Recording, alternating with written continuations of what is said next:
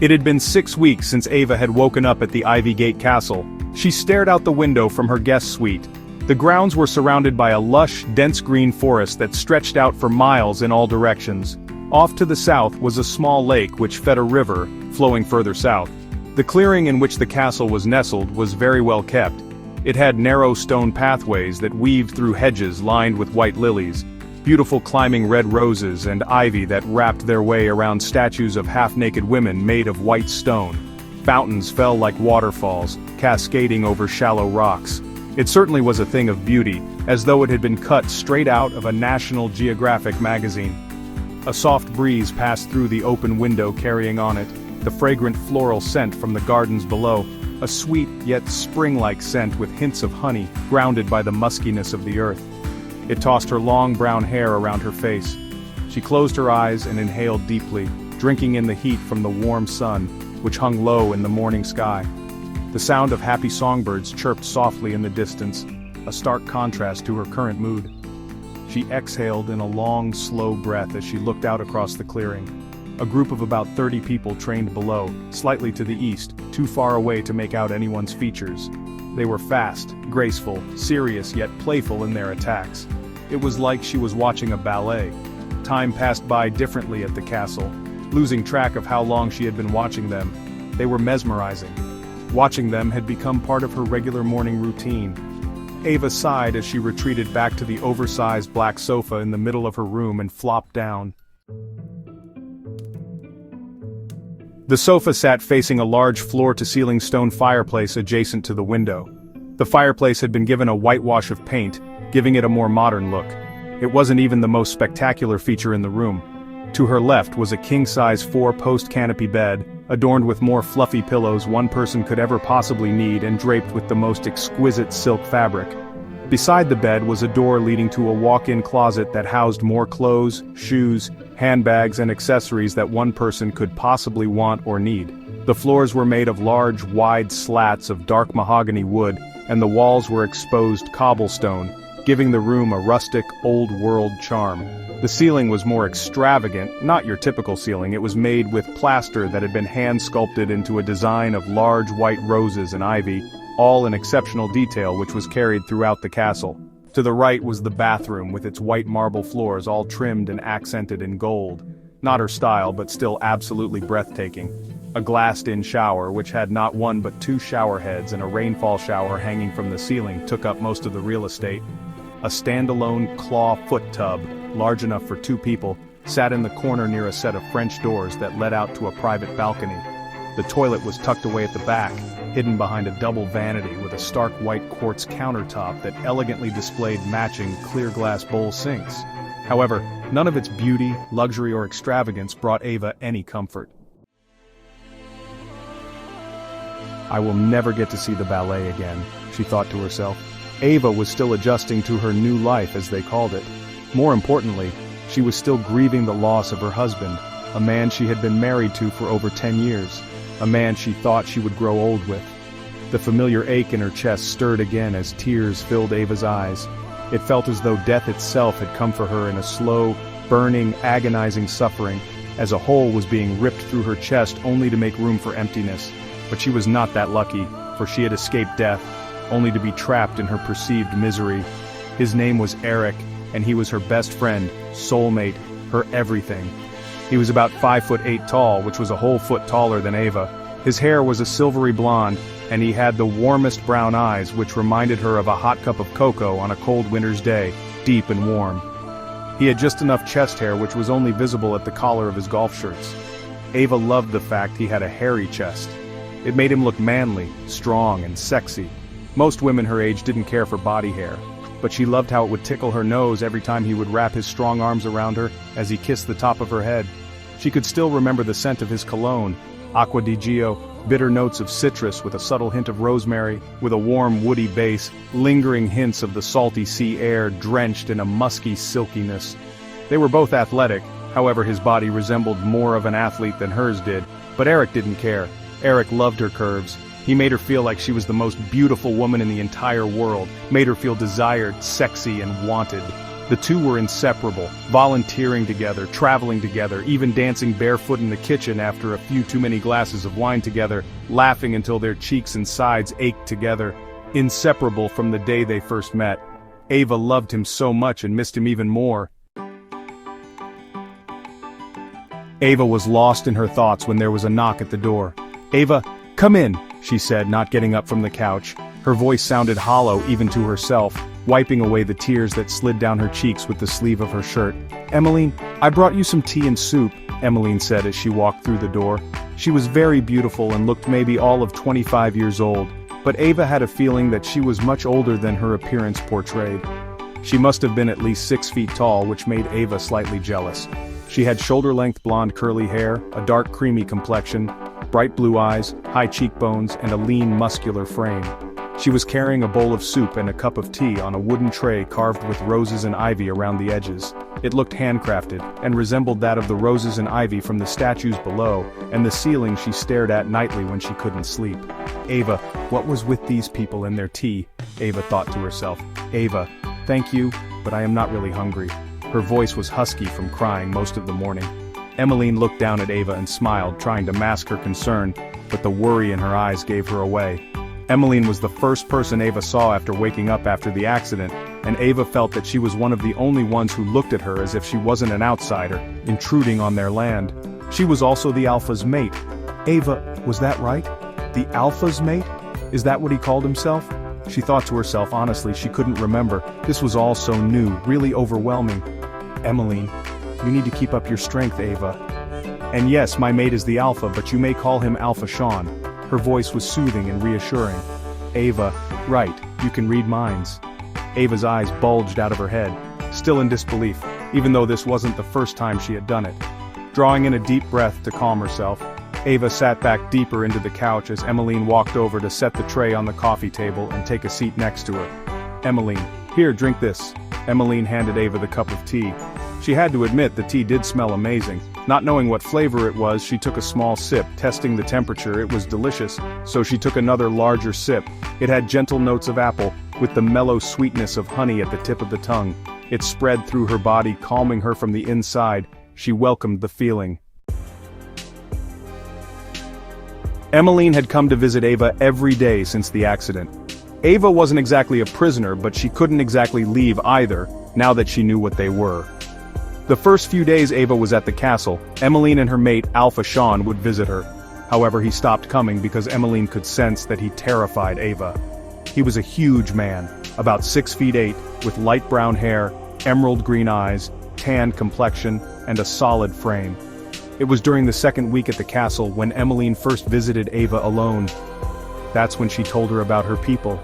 Never in Ava's wildest dreams believed that werewolves actually existed. Nor did she believe she would ever actually meet one, even if she did believe they existed, let alone an entire pack of them. Emmeline, I didn't mean to read your mind, I am just worried about you. You are hardly eating, barely drinking anything, Emmeline said with genuine concern in her voice. Emmeline had come to see Ava as a friend. Emmeline was a loving, compassionate person, making sure to bring Ava tea, food, warm blankets, clothes, anything Ava asked for, including things she didn't ask for, but knew she needed without Ava having to ask. Ava, well, can you blame me for not wanting to eat? I wake up to find my husband is dead, I can't remember a thing about the accident, and I'm now stuck here in this castle, with a pack of wolves. Ava paused, waving her hands around in the air, dramatically gesturing to everything around her. Ava took another sip of her tea to stop herself from bursting into tears again. She didn't know what it was about the tea, but it was very calming. Was it chamomile tea, she thought to herself? This happened a lot when Emmeline would come to visit. Ava wanted nothing more than to go home, back to her family. She had a sister, Rochelle, a brother-in-law, Dave, and 2 nieces, Mackenzie and Sarah, that she adored and missed very much. Ava's parents had both died when she was younger, so her grandparents Ruth and Robert raised Ava and her sister, but they had passed a few years back now too. Emmeline, you are not stuck here in the castle, Ava. You can leave your room anytime you want. You just can't go home, unfortunately, Emmeline said with a heavy heart. Ava could tell this upset Emmeline as much as it did her. Emmeline wrapped her arms around Ava, giving her a warm, reassuring hug. Ava didn't know what it was with this woman, but for some reason she made her feel safe. Ava barely knew her, and what she did know of Emmeline scared the crap out of her, but Ava instinctively hugged her back, burying her face into Emmeline's shoulder. "Emmeline, but we are werewolves, honey, not wolves," Emmeline replied, still holding Ava in her arms. Ava could tell Emmeline was smiling and trying to lighten the mood. It worked. Ava started to laugh at the ridiculousness of her statement. "Emmeline, why don't you get in the shower, get dressed, and I can show you around the castle grounds?" This wasn't the first time she offered to show Ava around, but it was the first time she was going to take her up on it.